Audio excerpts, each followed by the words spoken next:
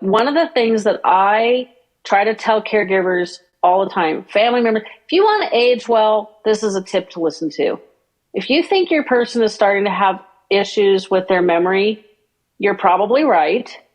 Pay attention, start making notes. Like my husband, I think because he was basically off of his feet for weeks and now he's not. And I think he's running around and he's trying to do all the things he couldn't do.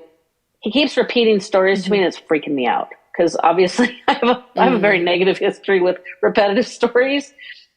You know, make notes. And I've told him, you keep telling me the same story, starting to concern me. I think he's just not paying attention, but I'm watching him. And if you do know or you've gotten a diagnosis, these are the steps that I tell people to take to put into place a care team.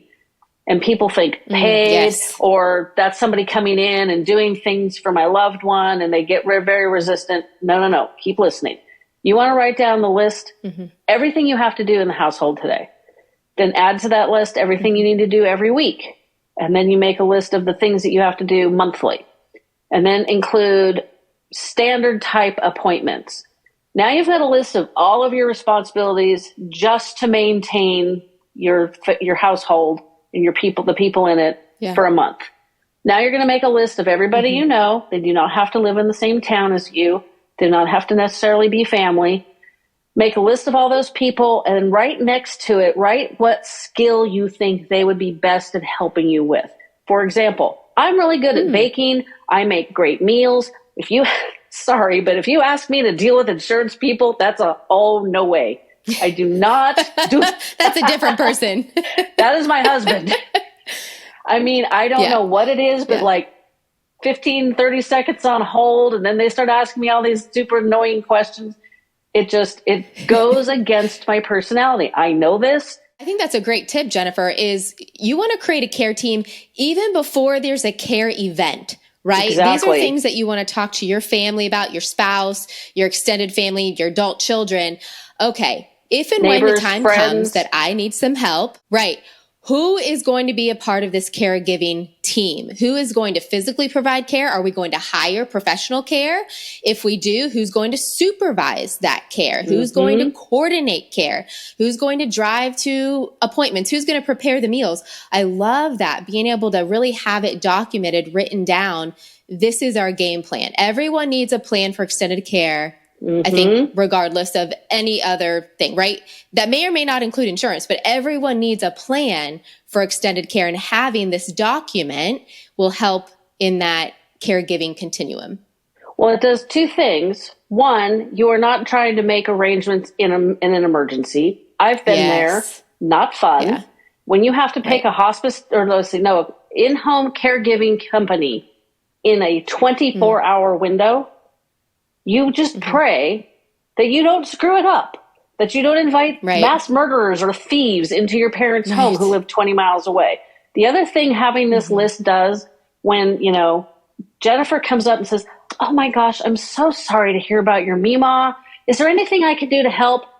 Bam, you have an answer, and you have an answer that will likely not overwhelm them or make them feel like they're getting sucked into this abyss. And I use that word because a lot of people, that's what happens. You have a medical emergency, you handle it, you make some adjustments, you move on. And the next thing you know, 2, 3, 5 years down the road, you're up to your eyeballs in juggling your home, your job, your kids, your parents, or, just your spouse and your own health, like in my dad's case.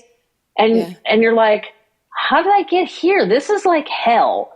It's like, I love my person, but what happened to my life? Don't I matter? That's just it. It's your life is almost put on hold, right? Your responsibilities, your maybe goals, ambitions, all those things really pause because you have these pressing responsibilities of, I have to help, or I have to coordinate, whatever the case may be. I am really needed. And so what does that mean to your family, to your spouse, to your adult kids? Does that mean you're not, going to your grandkids' games because you now have these other responsibilities, or your kids' games because you have these other responsibilities? Or are you giving up time at work because you're needed in the family. And so what does that even do to your retirement and your financial plans, right?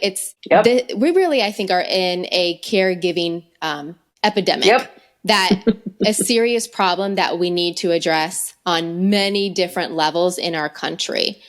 And I just applaud you in your podcast, because I know you are addressing a lot of these issues. Like, how can we come up with a better game plan? How can we care for the caregivers?